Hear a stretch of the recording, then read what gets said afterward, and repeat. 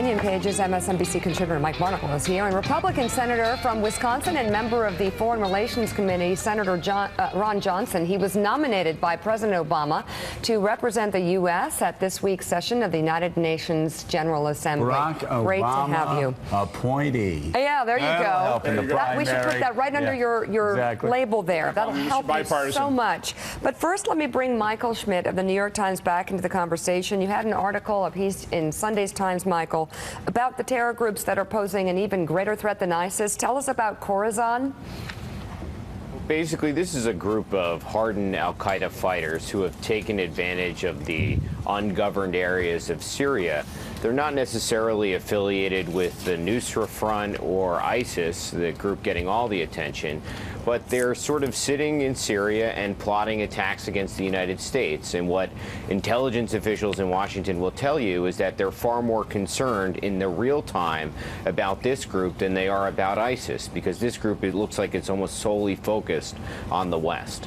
All right, so let's then now get to The Grand Illusion in Syria, which is written by Russ Douthat in the New York Times. It's our failure to build an army capable of stabilizing Iraq after our departure looks like a pure tragedy. Then the arm the rebels gambit in Syria has more than a whiff of farce, but really it's a studied evasion, a way for this administration to pretend that we don't face a set of deeply unpleasant options in our quest to contain the crush of the caliphate. I'm worried we're going to get involved in yet another long, drawn-out engagement. Senator, is this just the least terrible of all terrible options we have in Syria? Because you supported the president's plan to arm the rebels. Well, first of all, you have to realize it's not whether we want to get involved. We are involved. I realize we're war-weary, but ISIS is not war-weary. Al-Qaeda is not war-weary. Islamic terror has been at war with us since 1993 when they tried taking down the Twin Towers the first time. Right. So yeah, I don't know why. I mean, I have no idea why these people want to destroy the modern world, but that's their aim. And you know, the horrors, the brutality, the evil that is, certainly ISIS. Who knows about this new group? But does this stop it though? Does arming? Who are we arming in? How are we going to stop it? You know, what I take a look at, and again, I'm not a military expert, but back in 2007, the surge, there were 6,000 to 8,000 members of Al-Qaeda in Iraq. Right. We had employed about 100,000 Sunnis were working with us, about 100,000 Iraqi security forces. We had 160,000 troops on the ground. Are you saying that's what we need to do now? No, what I'm saying is that's what it took to defeat 6,000 to 8,000. Now we got about 31,000. They're better equipped, so how do we do trained. It? I think we're going to have to, certainly employ all the states in the area. They absolutely have to step up the plate. They've got to be not only just lip service coalition members. Right. They actually have to provide military support. They've got to provide financial support. We've got boots on the ground right now. Do we need to put in more boots on the ground? My guess, if you listen to the generals, we will. And I think what the president's got to do is he's first got to explain to the American people why ISIS, why Islamic terror represents a threat to America. He's got to do that on an ongoing basis. We can't bury our head in the sand with this thing. And then he's got to lay out truthfully, forthright with the American public, what it's going to take to eventually defeat this. I agree with the senator that they have declared war on Western civilization, and we're war weary, but they're not. But do you not get a sense that a lot of people in Washington are just throwing darts up against the wall, trying to pick a strategy? Well, I get a sense from speaking to people in Washington that we're not being told the full picture yet. We're going to be there a long time, perhaps as long as a decade.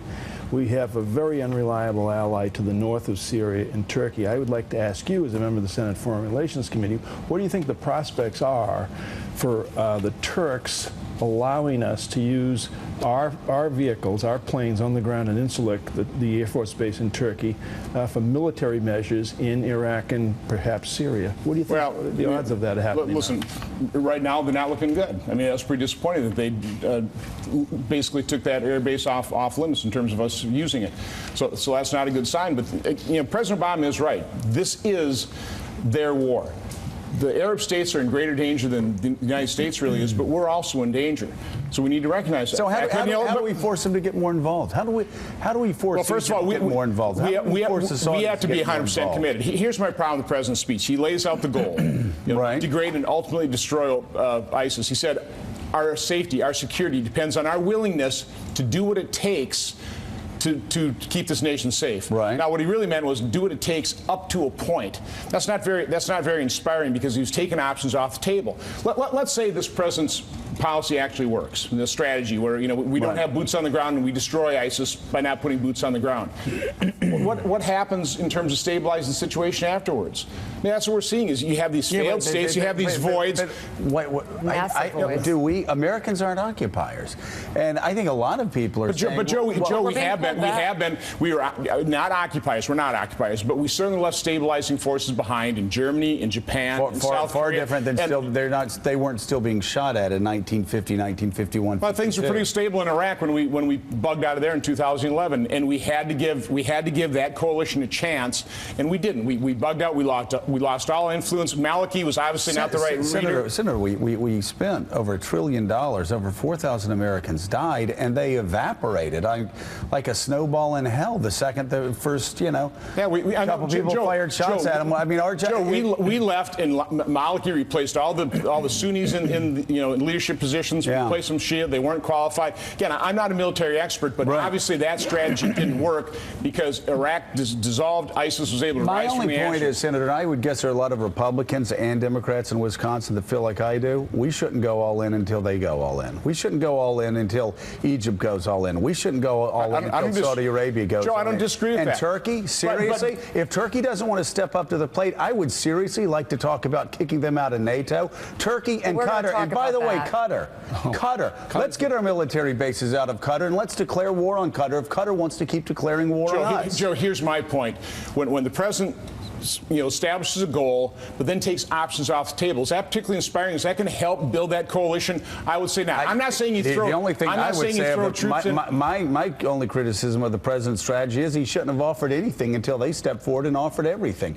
They are the governments that are facing an existential crisis. It's the moderate Sunni states in this area that are actually the ones that have to worry about themselves and their wives and their children being dragged out and crucified or hung or shot dead. And I mean, Joe, nobody can disagree with that. But the reality situation is America has to lead, because when America doesn't lead, this is what happens. I mean, if we withdraw from the world, and that's basically what President Obama's strategy has been, peace through withdrawal. I believe you have to achieve peace through strength. We have been showing the strength and resolve. It hasn't been particularly inspiring. We haven't built the coalition. It's one of the things I want to do here in New York. I want to talk to every representative of every Arab state and make the point that if they're not fully invested, you will not have public opinion support to save your bacon, and that's the truth. Senator Ron Johnson, Obama appointee. We disagree. Who said President Obama? I don't think we do disagree, Joe. I don't think we do disagree. I don't think we should be the world's policeman. I don't think we're the nor do I. I don't think we disagree, Joe. All right, Senator, thank you so much. Michael Schmidt, thank you as well for your reporting. Still ahead.